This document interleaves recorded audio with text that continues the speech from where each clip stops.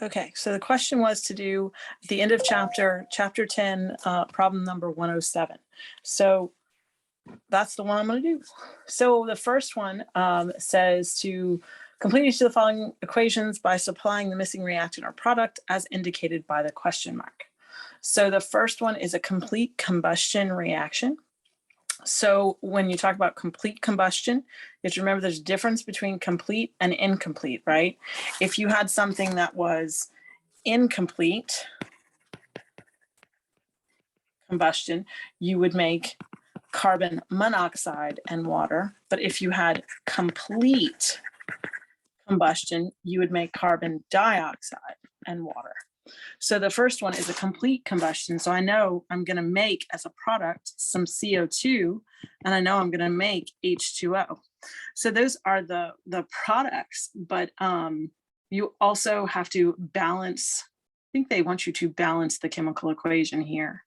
They don't really exactly say it, but you should always balance your chemical equations here. So if you kind of look at A, always what you do is balance your carbons and your hydrogens first, and then balance your oxygens. So if we look at our carbons, right, we have 1, 2, 3, 4 carbons, and then we have 2 of them. So carbon on this side is 4 times 2, which is 8. So we have to have 8 carbons on the product side. So we put an 8 there and we get 8 carbons. Hydrogens in this case, what we're going to do is we have 3, 6, 7, 8, 9, 10. So hydrogens are 10 times 2. So we have 20 hydrogens. So we're going to need 20 hydrogens on the product side. So that would mean we needed 10 there. Now we need to check our oxygens.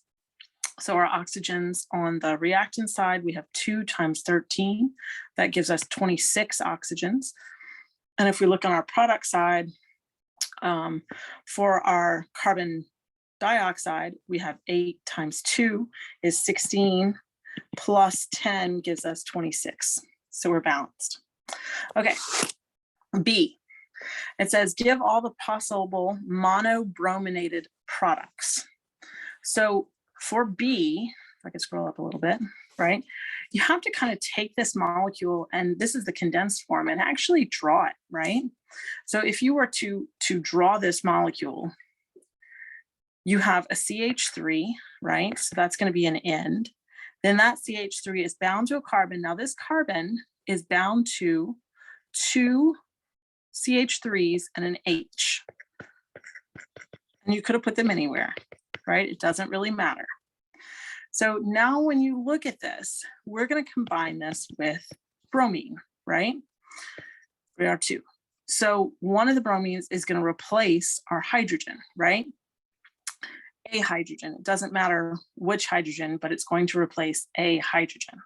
So the easiest thing to do, right, would be to make the product that is CH3, CH3, CH3, and we put our Br here, and we're also going to make, we always have to make that hydrogen bromide, or it's the hydrogen bound to whatever the halogen is. In this case, it's bromine, right?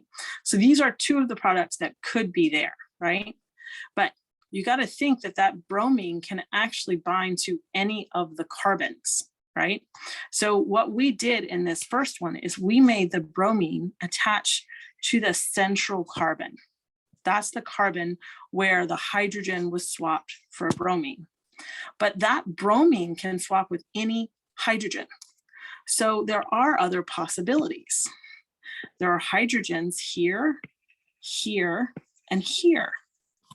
So if you were to do this again, but instead of swapping it on the central carbon, you swap it on one of the peripheral carbons. So plus Br2. So in this case, we're going to take our Br2 and we're going to swap it with, well, let's say one of these hydrogens, right? So what would our product look like? Well, we would have, instead of having CH3, we would have a CH2, and we would have a bromine attached to it, right? So Br. Then we would have the rest of the molecules. So we would have a CH, right? You'd have a CH3, you'd have a CH3. And you would also make H BR, but you only have to list HBr one time. We're just asking what are all the products. So here's the cool thing. You don't have to go in and do it. We did it for just this one peripheral carbon, but really, because this molecule rotates in 3 dimensions, you can swap the bromine on any of these 3 and you get exactly the same product. So there are really only 3 different products that are formed in this reaction. One where your bromine is attached to the central carbon, one where your bromine is attached to an end carbon, and then your hydrogen attached to your halogen, okay? So it looks like there are more answers, but really there aren't, because anytime you attach to a peripheral carbon, you're gonna get exactly the same product. And you can draw it 3 times to prove that to yourself, or you can come to my office and play with the modeling kit and prove it to yourself, but it's true. Okay, and the very last one is C. So C, we're looking at, we have this, this cyclic molecule, and we're gonna add something to it in the presence of something.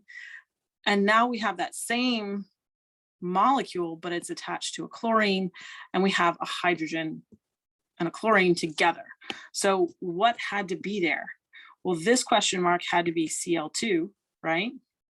And then what is required as a catalyst to make